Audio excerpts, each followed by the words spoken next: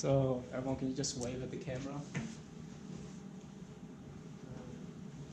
Prove that you guys aren't dolls.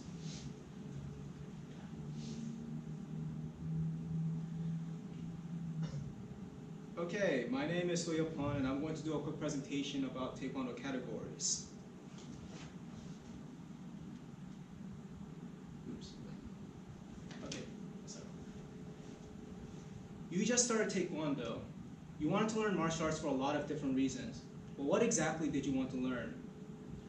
According to Ronald A. Southwick, he mentioned that Taekwondo is formed by many martial arts that came together. So when you ask somebody what Taekwondo is, everyone responds differently. I found this out really quickly through a core website. To give you a better perspective of what I mean, let me just give you a few Taekwondo categories that there are. Some of them include forms pumse, Olympic style sparring, traditional pro sparring, kickboxing, breaking, hapkido, weapon forms, kondo, and a lot more. As you can see, there are a lot of options out there.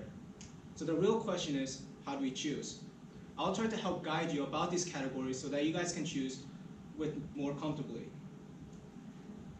Benjamin P. Hardy says in his research has found that having clarity about your goals is essential to having the motivation to achieve those goals. So we want to focus on these categories so that you guys can focus on your goals more specifically next time.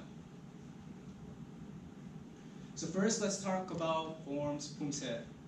In forms pumse, you learn about precision and accuracy by practicing the same movements over and over again.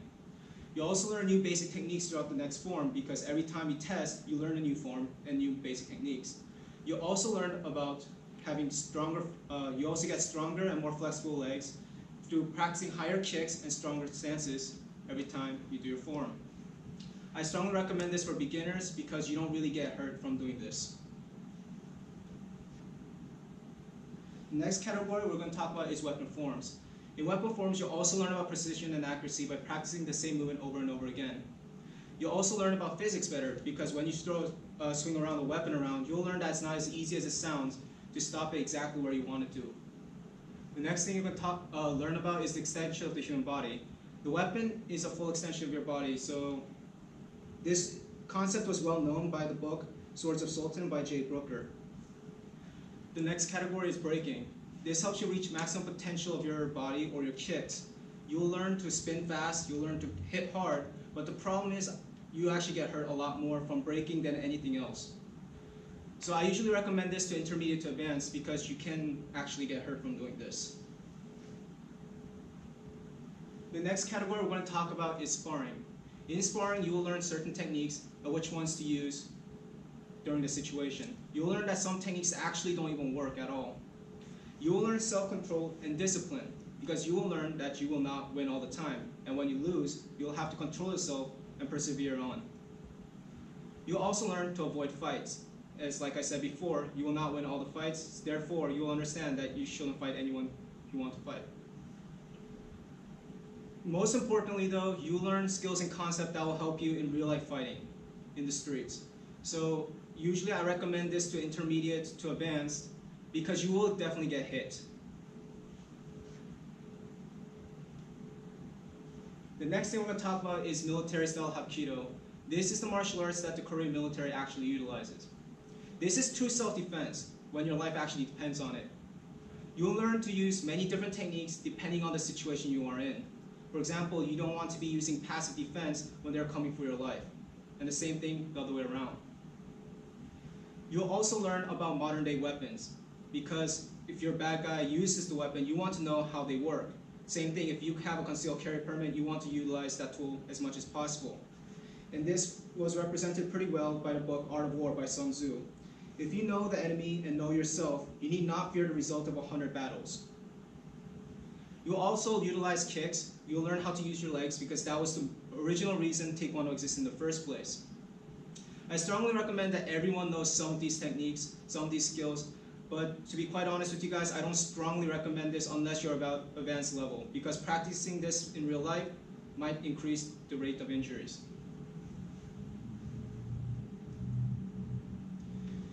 If you are not still convinced that you should choose a specific category when you are practicing Taekwondo, let me give you guys some insider information.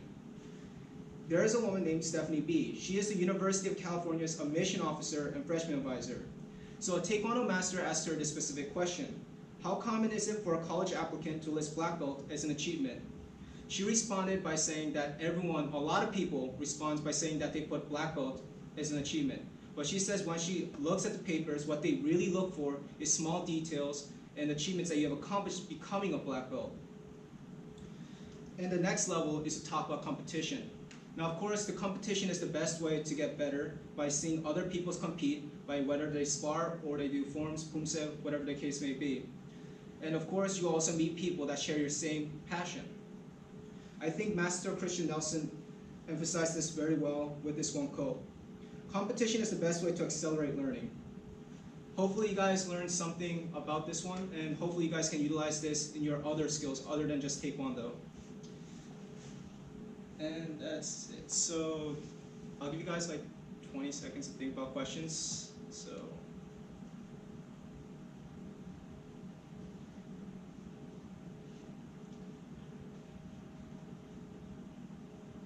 Q&A now starts. Yes, I have a question. Can you go into the categories slide?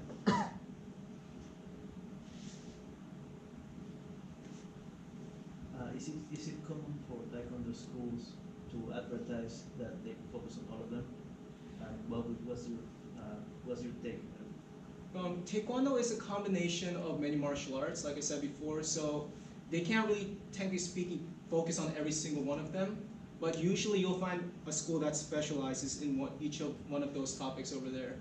But usually I would recommend to go to a Taekwondo school based on what you decide to choose on. That's why I'm trying to make this presentation, so you guys can choose a category where you want to focus on rather than just saying I want to learn Taekwondo, for example. So for basic self-defense, what Taekwondo category would you recommend?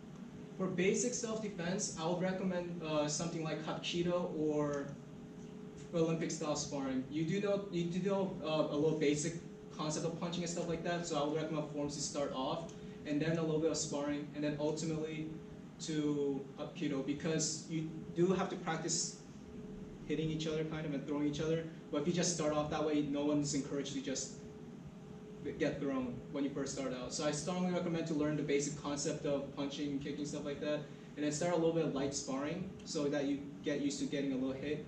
Because Hapkido, not only do you get hit, but you also get thrown. So. How long do you recommend to practice forms for the beginner before you kind of decide where you want to go? Forms and pumse is kind of like the foundation of Taekwondo. So they use that to quickly teach, for example, in the military, they'll teach forms and pumse, stuff like that, so that they can get the foundation really quickly. So they can teach a whole mass amount of people because they do the exact same movements. But forms pumse, you can think of it kind of like doing weight training for any other sports.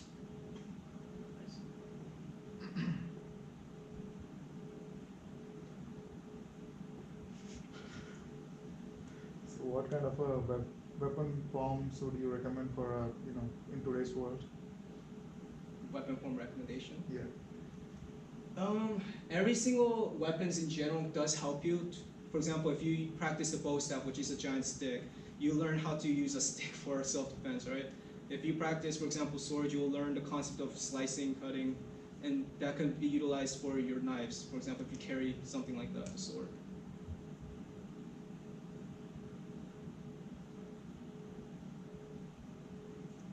Just one more question.